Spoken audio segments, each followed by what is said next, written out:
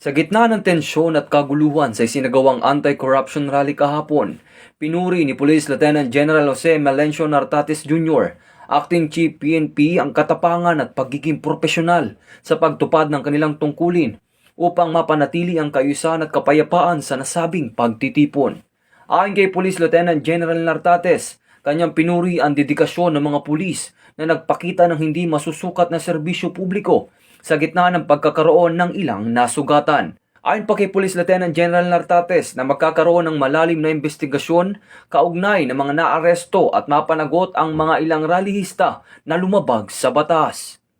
Dagdag pa niya, binigyan din ng importansya ng pananagutan at pagsunod sa batas. Samantala, ayon kay PNP spokesperson Police Brigadier General Randolph T. Tuanyo, na kahit nasubok at naharap sa tensyon ng mga pulis, nananatiling disiplinado at mahinahon ang kanilang tugon sa pangyayari.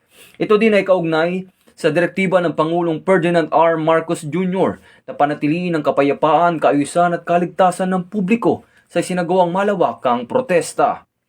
Ang Philippine National Police ay sinisiguro na mananagot ang mga responsable sa maraas na pagkilos, habang prioridad ng Philippine National Police ang kaligtasan ng bawat mamamayan.